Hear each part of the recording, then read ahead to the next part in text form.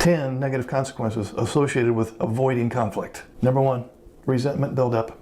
Avoiding conflict can lead to pent-up frustrations, resulting in resentment towards your spouse, which will ultimately damage the relationship. Number 2, ineffective communication. When conflicts are avoided, important discussions are sidelined, leading to misunderstandings and lack of clarity in the relationship.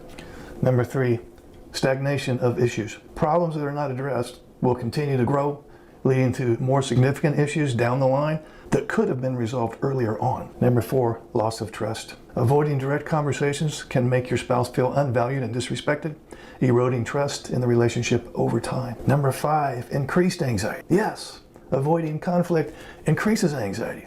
The stress of unresolved conflicts often leads to heightened anxiety as both spouses worry about potential confrontations or consequences. Number 6, missed opportunities for growth. Facing conflict can lead to personal and professional growth. Avoiding it will result in missed opportunities for self-improvement and learning. Number 7, ineffective team dynamics. In a work environment, conflict avoidance can hinder collaboration, leading to poor team cohesion and decreased overall productivity. Number 8, emotional exhaustion. Constantly avoiding conflicts can be mentally and emotionally draining, leading to burnout or a sense of helplessness. Number 9, disempowerment. Spouses may feel powerless if they consistently avoid conflict, leading to a diminished sense of agency and decision-making ability. And number 10, compromised integrity. Avoiding conflict will lead to compromised values or beliefs, and spouses may feel pressured to conform rather than stand up for what they believe in. Mind blindness, emotions blindness, and executive function deficits all create the biggest problem, which is anxiety. If I'm not sure what other people might be thinking and why they behave certain ways, and if I don't understand what other people might be feeling and why, and I have a lot of these executive function deficits, the emotional dysregulation and memory problems and attention problems and so on, creates a lot of anxiety and unpredictability. He has a ton of unpredictability in his life. He's probably never even used that term for you. His life is full of unpredictability. What does somebody do when they're dodging paintballs all day? They try to come up with as much predictability as they can. What does that look like?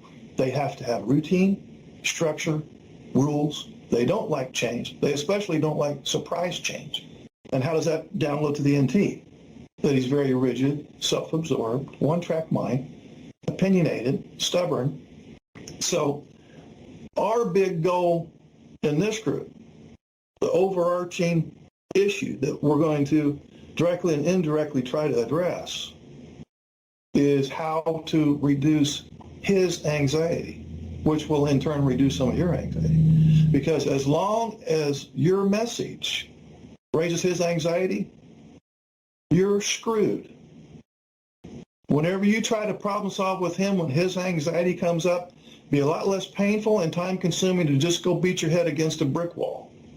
This isn't micromanaging. This isn't turning you into a mom. This doesn't mean that you have to do a bunch of that. All the relationship work is on your shoulders. It's really a simple formula. Your mantra has to become effective immediately. How can I, and we'll discuss in depth exactly how to do this.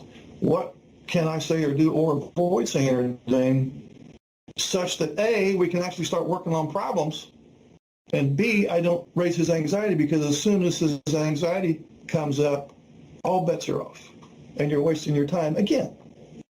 A lot of the NTs, especially the older ones that I run into, they go, we don't even talk about problems anymore. Well, they just pile up in the closet there.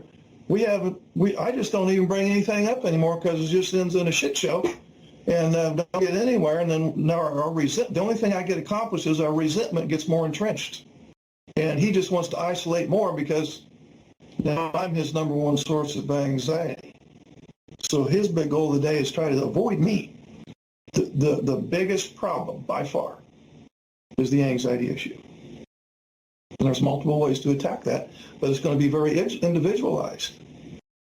What's going to work for Donnie may backfire for Megan, so we will need to kind of tailor it to the specific situation, because if you've met one guy with ASD level 1, you've only met one guy with ASD level 1.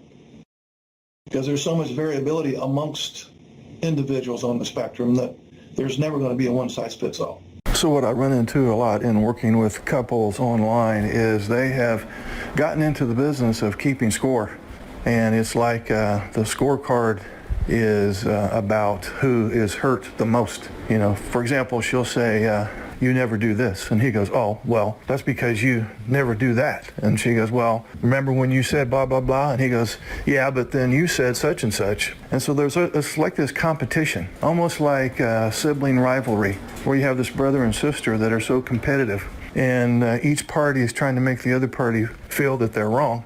So the scorecard is the victim scorecard. And I'm keeping score of how much you have victimized me. And I'm going to be sure and bring it up each time we fight. I'm going to bring up the problem that I'm having with the current fight, and I'm going to throw in all the other stuff that we thought about previously. So when you get to this point, what's going on is back in the day, and I'm talking to the ASD husbands now, you drifted away for whatever reason and she stopped getting some of her intimacy needs met. And so then she began to have some anxiety and even fear about, spending the rest of her life going solo rather than as a team player. And so she is now at a point where she's kind of fearing abandonment. And now I'm going to talk to the NT wives. Back in the day when he was meeting some of your intimacy needs, you probably also showed appreciation for that and provided him with a little bit of acknowledgement and praise. But now we fast forward to today, and you haven't verbalized any appreciation for a long time. And now he fears being controlled, being criticized, and the end result is he pulls away even more. Now we're into this cycle where the NT wife is the pursuer and the ASD man is the distancer. She's not getting her intimacy needs met. She fears abandonment and lack of cooperation. He's not getting his appreciation needs met. He fears being controlled and criticized. And so now we're back to the scorecard again, where he's going, well, you're always trying to control me. You're always being critical. Oh, yeah. Well, you never provide me with emotional reciprocity. I'm emotionally deprived. I have Cassandra syndrome. See, my scorecard is way more accurate than yours. And back and forth like this.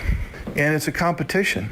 And the competition is slowly destroying the relationship. So back to the guys now, you need to be thinking in terms, how can I make her feel like she's not going solo, that I am part of the team, and that she is getting some of her intimacy needs met. And ladies, you need to be thinking in terms of, okay, instead of me focusing on keeping score of my hurts, maybe I need to come up with a well-placed compliment or show of appreciation sometimes.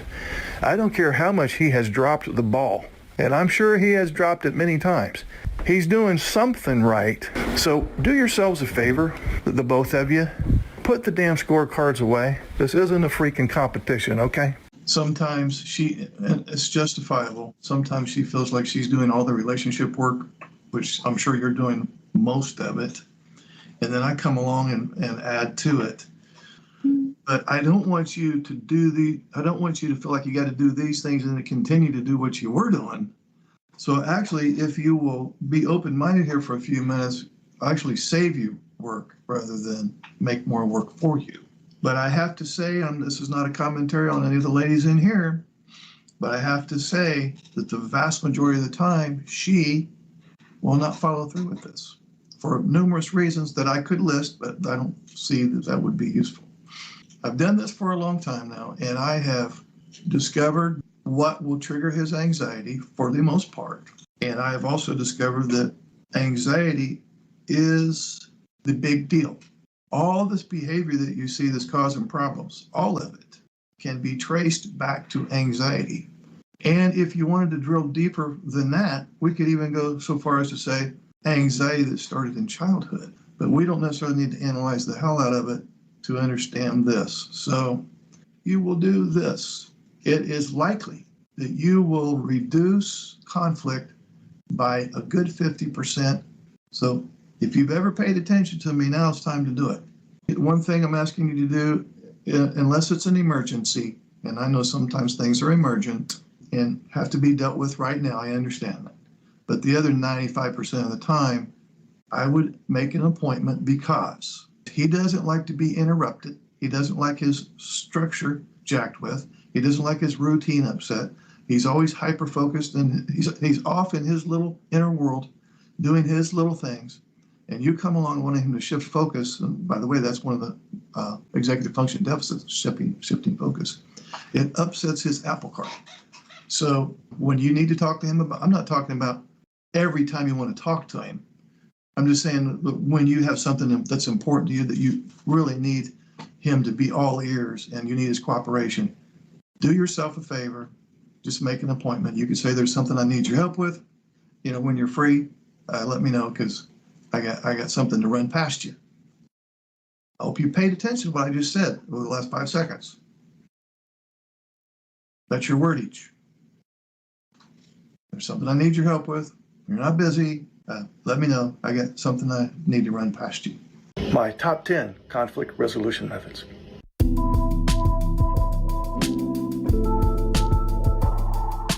Number 1, accept conflict. Yeah, accept it.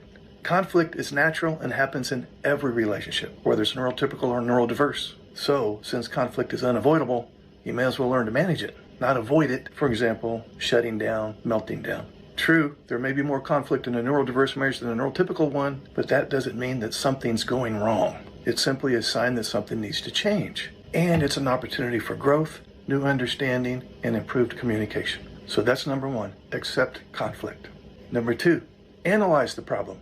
You want to clarify the specifics of the issue in question. Some questions that you can ask yourself are, what triggered the conflict? What happened during the conflict? What happened after the conflict? What was the level of intensity of the conflict? What am I afraid of losing? What am I afraid might happen? So number 2, analyze the problem and most specifically, look at the fears that are involved. Number 3, avoid defending yourself. Don't try to convince the other person that your point of view is more satisfactory than theirs. Number 4, be a calming agent. Your response to an argument can escalate or de-escalate the intensity of the problem. You get to choose. Keep your voice at a normal volume. Keep your voice at a normal pitch. Relax your facial muscles. Take long, deep breaths between sentences. Slow down your speech. Number 5, employ active listening. You're going to look interested. Provide some eye contact. No distractions. And paraphrase back what was heard to check for accuracy of your download. Number 6, focus on the future. In conflict, you may tend to remember every single thing that ever bothered you about your spouse. Couples in conflict need to talk about the past sometimes, that's true, but they often dwell and ruminate on the past. Your ruminating about the past is you also re-injuring yourself because the incident happened once or twice, but if you think about it 100 times, it feels like it's happened 100 times. So often the best way to take ownership of the problem is to recognize that regardless of the past, the two of you need to create a plan to address the present conflict. Number 7, separate your spouse from the problem. In other words, view the problem as a specific behavior or a set of circumstances rather than attributing negative feelings to your spouse. Number 8, stay on topic. Work on problem A only, not A, B, and C. When discussing things, don't wander off into other unaddressed issues before the current one is resolved. If a new issue comes up, in other words, you're talking about problem A and then problem B comes up, that's fine. But just simply recognize that as a second problem and the two of you agree that we will address this second problem in the next conversation. Number 9, use neutral language. When couples are in conflict, they want to use inflammatory language. Profanity, name-calling, exaggerations. All of that escalates the argument. Restate inflammatory language in a more objective way to help make the information less emotionally loaded. And lastly, number 10, end on a positive note. End the conversation with a touch on the shoulder, a hug, a kiss on the cheek, I love you even when we argue statement, and anything else that can kind of put out the flame. So, those are my top 10 conflict resolution methods. Good luck.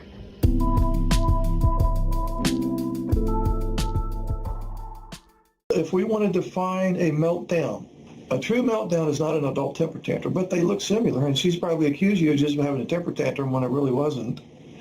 I'm not saying you never have temper tantrums, you do. But a meltdown is, as I mentioned, you have this amygdala, which is the fight or flight response.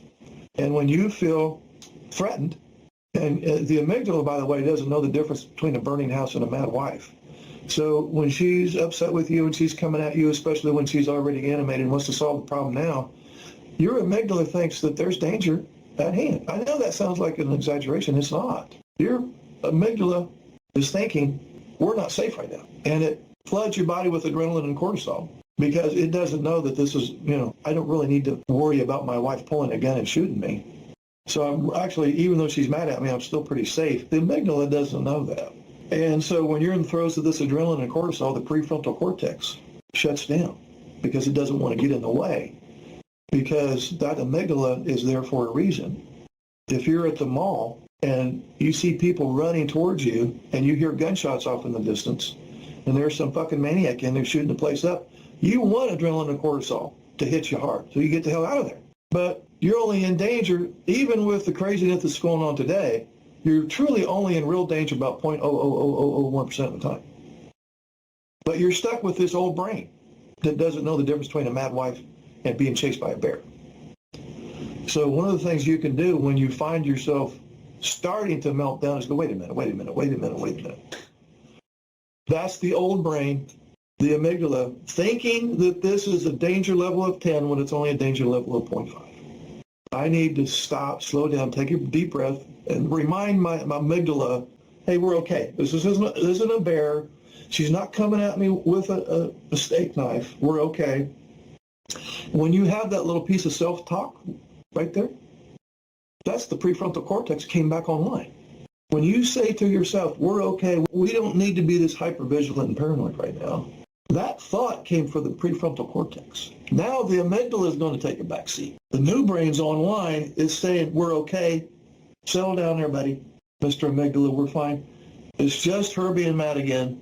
I don't need to mount a defense or getting all worried, get my blood pressure up. And that whole business I just described, it was prevention because we're preventing from escalating above 5, 6, 7, and so on. So it's intervening early to prevent the larger damage that's going to be done if that thing writes itself out.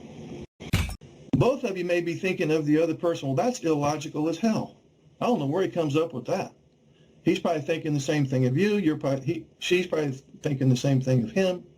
I hear this all the time. You say these guys are so logical. His logic didn't make any sense to me. Of course it wouldn't make any sense to you. So you're either going to agree to disagree. You might be able to strike some kind of a compromise. And you may also want to do a cost-benefit analysis. And I'm specifically referring to the guys here, although the ladies can do a cost-benefit analysis too. But it's especially important for the guys to hear this piece. And what that business is, the cost-benefit analysis is, okay, she wants me to do A, and I really prefer to do B. So I'm going to do a cost-benefits analysis. If I do it my way, if I do B, what's likely to be the outcome? If I do A, go along with her program, what's likely to be the outcome? And you're going to weigh. My suggestion would be to take the path of least resistance. It's not a lose-win. It's a how bad do I want to lose? Do I want to lose big or lose small? If I do it my way and piss her off, it might have been just a whole lot easier just to do it her way. So if you're going to let your pride and ego get in the way and just basically say, screw you, I don't care how mad you get, I'm just going to do it my way. Well, now you're right back to square one again. And you're back in the doghouse as far as she's concerned. So I'm not saying just go along with whatever she wants. But I am saying sometimes it might be in your best interest to do that. And vice versa. Same thing applies to the ladies. If it's going to cause you more pain to stick to your guns than it is to bend a little bit, you may want to bend a little bit. So it's not a win-win. It's kind of a semi-win, semi-win. It's really just an in-depth version of just a compromise where you're saying, okay, what is going to cause me the least pain if both options seem painful? Hey guys, this is Mark. Quick message to neurodiverse couples. The first step in solving your relationship problems is to agree on what the problem is. A lot of times the NT wife goes, oh, the problem is this. The ASD husband goes, no, that's the problem over here. So we must first agree on what the problem is before we can attempt to solve it. But having said that, if the two of you disagree on what the problem is, then simply make it a two-pronged problem. A two-pronged problem. In other words, I'll help you resolve your version of the problem if you'll help me resolve my version of the problem. He feels unsafe and insecure in the relationship. This causes anxiety. He tries to reduce his anxiety. His anxiety reduction techniques cause relationship problems. And the relationship problems raise his anxiety, and then he feels even more unsafe. So the whole point of this little conversation here is, at any point along the trajectory there could be some type of intervention. Anxiety is the first thing that happens. So he can find anxiety reduction methods, some of which will not work for everybody, something that may work for this guy won't work for this guy, but there are a ton of anxiety reduction strategies. So if you tackle that first thing, the anxiety, and he finds some anxiety reduction strategies, now he's not engaged in some of the more dysfunctional anxiety reduction attempts that cause relationship problems. So now you've intervened at the very front and tackled the second and third step in the sequence. So if the relationship problems are greatly reduced, then she doesn't have to have the talk as much. So now his anxiety is not increased as much. And so the cycle doesn't start over as frequently. And then when it does, it's not as severe. That's the big goal. That's usually what happens when everybody's working the program, is this cycle occurs less frequently, and then even when it does, it's less intense and problematic and lingers not quite as long as it did back in the day. Okay, so I felt like I needed to draw up a little graphic for you so you can see exactly what I'm referring to. This is mostly for the ASD spouses, although it doesn't hurt the NT spouses to hear this as well. But speaking of the NT spouse, we'll use the case where it's the autistic husband and the neurotypical wife. She understands that conflict is necessary and that disagreement is part of the program. And so this is not going to be a surprise to the NT wives. It might be a little bit of a new thing for the autistic husband, and that is this. Conflict is normal to a degree. Conflict is to be expected, and actually you want some conflict. Conflict is not altogether bad. You can't resolve a problem unless you identify the problem and discuss the problem. So a lot of guys on the autism spectrum view conflict as a disaster. They view talking about the problem as a personal insult and like they're being attacked and criticized and being parented. No. If you're in a relationship with your significant other, conflict is going to be part of the program. It's okay. There's nothing going wrong. Now, there is such a thing as having no conflict, and the guys might be going, oh, great.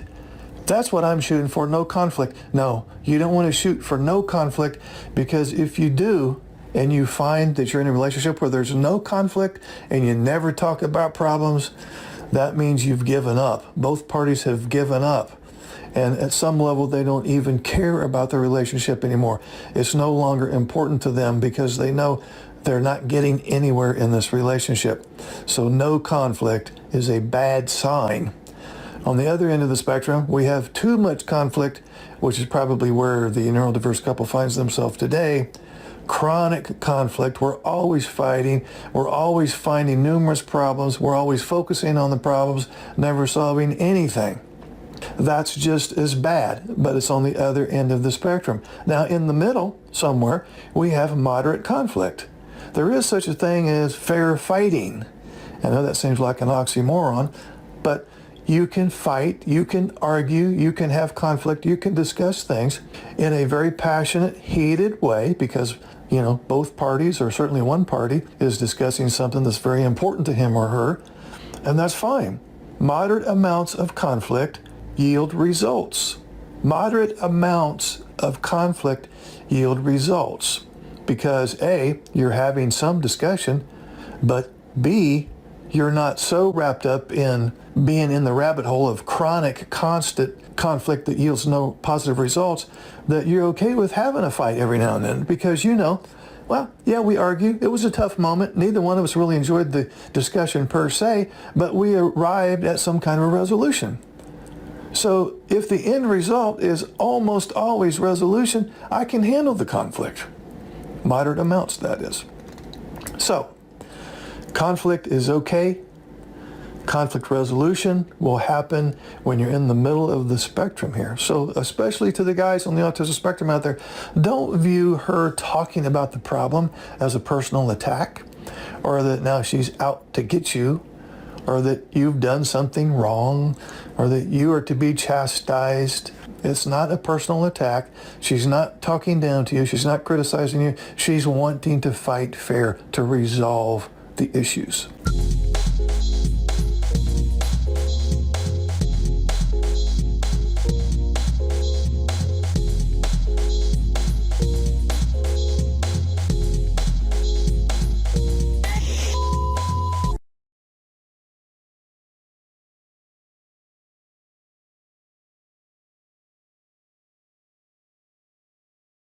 I think it's important for us to know why we're here and why you're having problems, so that maybe you could extend a little bit of grace and mercy. I'm not asking you to let him off the hook.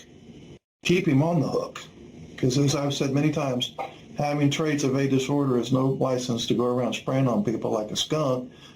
So this is not about getting him off the hook, but this is about understanding that some of his behavior is not purposeful, and this is why it causes so much problems when you try to get him to get it. Because I can't think of a worst possible combination as far as a husband and wife duo than the NT wife and the ASD man with respect to conflict resolution. That is, it makes conflict resolution so terribly hard because she, the NT, is very verbal, can pick up on nonverbal cues. He's not verbal. He doesn't pick up on nonverbal cues. She likes to talk thoroughly through the relationship problems. He tries to avoid talking about relationship problems, raises his anxiety, and then he can't listen or understand or retain or follow through. And you might find that when you have really pushed to get him to get it, he's done some kind of a version of meltdown or shutdown. You pick up on emotions and emotional cues very easily. He's alexithymic, and we already know what that means. You will want to come up with a problem-solving method that works for the both of you. He's more inclined to want to be independent and come up with his own solution.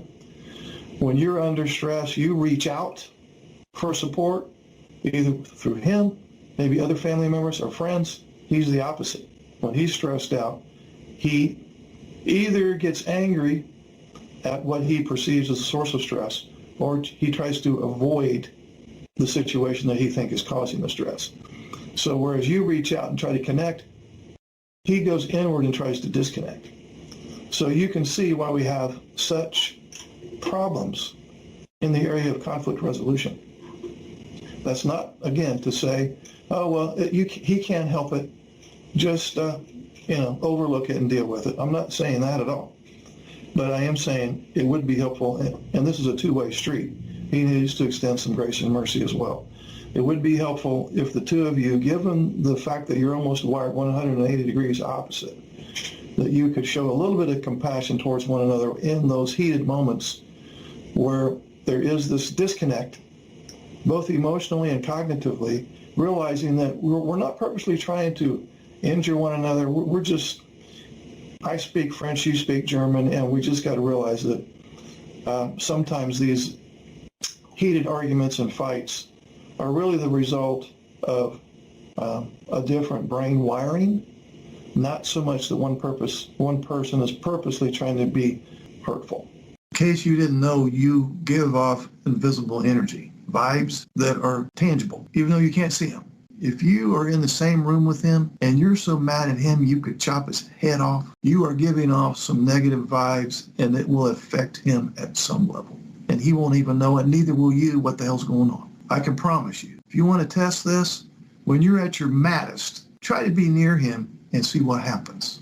So this video will be short, and it's going to be kind of distracting because you can probably hear my footsteps and I'm bobbing back and forth. But I'm actually on my treadmill that's here by my computer desk.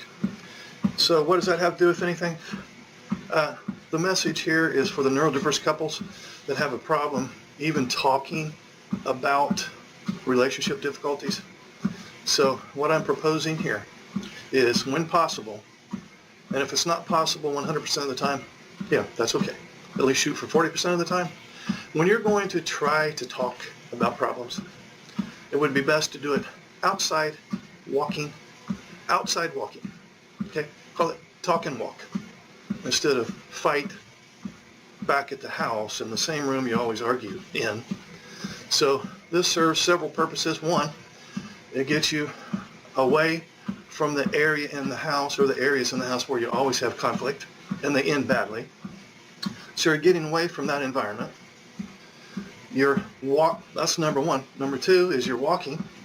So now you're burning off some of the anxiety that rears its ugly head when conflict resolution is attempted. So you're not sitting there stewing in your adrenaline and cortisol which just makes your anxiety even worse. You're burning some of that negative anxiety off as you're walking. 3, it gets you out unless you're walking at midnight, which I don't recommend. If you're walking, you're getting at least some sunlight. Even if there's some clouds, you're getting a little bit of sunlight.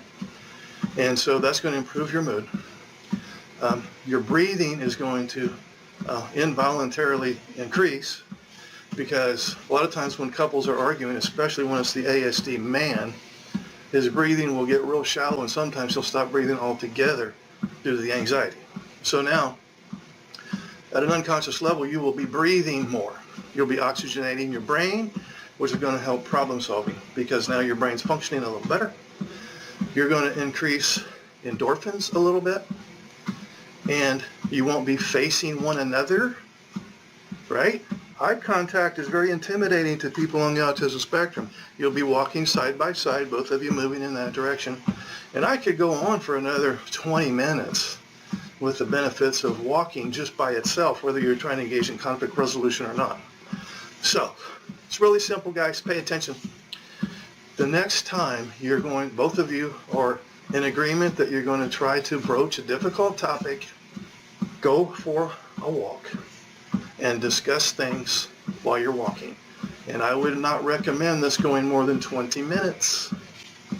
I'm talking to the NTs now. The longer you talk, the thinner your ice gets that you're walking on. 20 minutes is max. So you're going to launch for 10 minutes, and you're going to come back for 10 minutes. Try it. Let's call this the Walk and Talk Challenge. Comment below. I want to hear from those of you who are actually going to try it, which I'm guessing most of you won't. You'll continue to want to do it the old way. What did Einstein say?